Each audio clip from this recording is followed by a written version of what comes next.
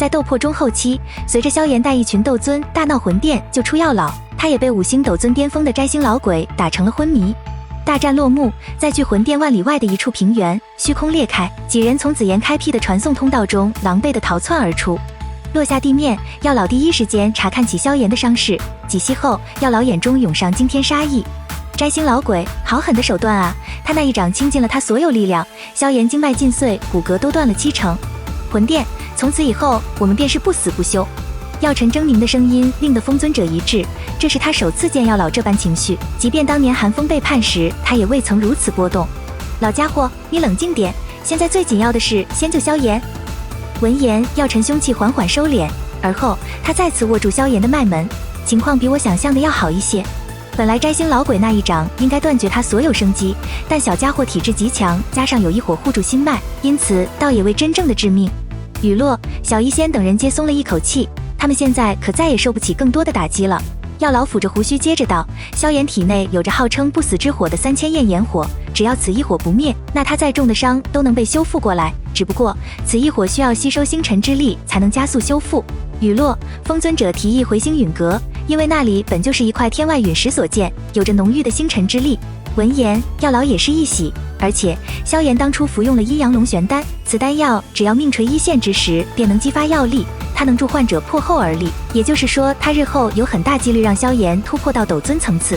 听得药老的分析，众人再度松了一口气，眼下魂殿的追兵也该追来了，他们也需赶紧撤离返回星陨阁。思考完毕，一行人便腾空而去。星陨阁位于中州南域，离此处相当遥远，即便以药老几人的速度，也花了20几日。重新踏上星陨阁的地界，药老闪过一抹亲切之感。天星山脉，好多年未曾再来这里了呀。风尊者摇摇头道，星陨阁是我2人当年所建，不过你倒好，一直都是甩手掌柜，什么事都让我来弄。药老听闻嘿嘿一笑，我不喜这种事，当初建立星陨阁也只是兴趣所致。雨落，风尊者无奈一叹。不久，在一片林海之上，风尊者取出一枚古玉印下，顿时一片空间大门浮现。走吧，这里面就是星陨阁总部。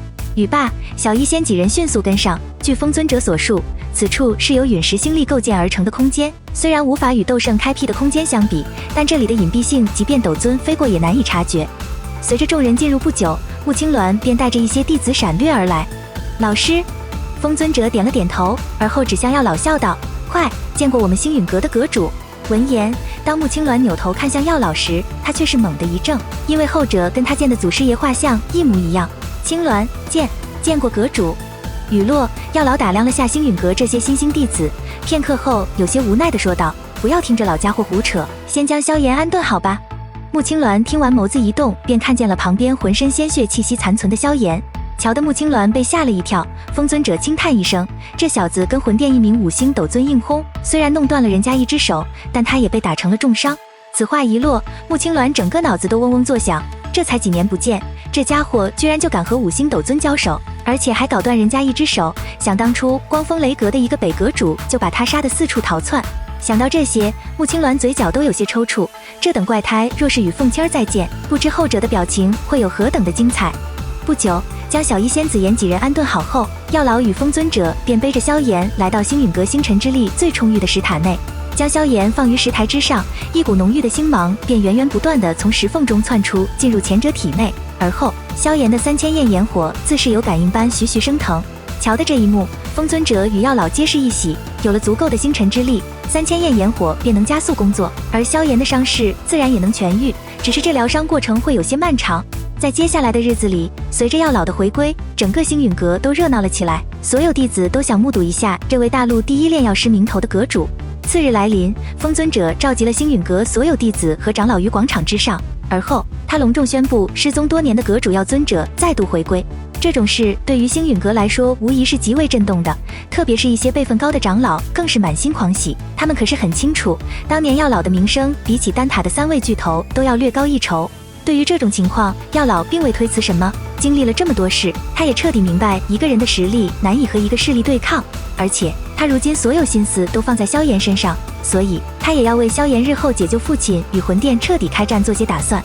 不知不觉1个月悄然而逝。在这期间，小医仙也在风尊者的竭力邀请下，成为了星陨阁的客卿长老。毕竟药老是萧炎的老师，说不定借着这层关系，萧炎日后也会是星陨阁的阁主。因此，小医仙也未加推辞。至于天火尊者，反正他无处可去，有个落脚的地方也好。而紫妍生性好玩，一时兴起也答应了风尊者。有了紫妍的加入，保镖熊战也在他的胁迫下无奈点头，一次性拉拢了3位斗尊强者，整个星陨阁的长老都笑开了怀。如此一来，他们现在的实力，就算其他3个加起来，也不是其对手。时光匆匆，眨眼半年已过，在星陨阁的石塔内，萧炎依旧静静地躺在石台之上，唯有其身上徐徐升腾的3000焰炎火，向世人透露着萧炎的状况在逐渐好转。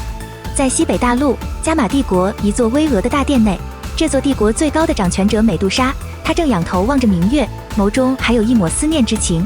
怕是有5、6年了吧？萧炎，你可是答应过本王要回来的，若是食言，你便是死了也得将你碎尸万段。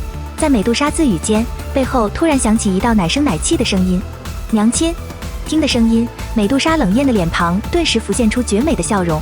转身望去，只见不远处的石阶上，一名2岁左右的小女孩正赤着小脚丫悬浮在离地半寸的地方，凌空虚踏，这可是唯有斗宗强者才能办到之事。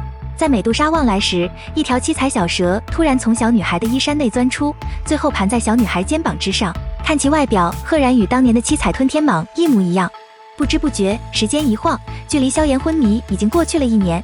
在星陨阁的石塔内，小医仙站在萧炎身旁，美眸中闪过一丝哀伤。1年了，你还不醒来吗？就在小医仙刚欲转身离开时，突然整座山峰剧烈地颤抖了起来。只见石台之上，萧炎体表的紫褐色火焰暴涌而出，弥漫了石塔。瞧得前者有苏醒的前兆，小医仙立马掠出石塔。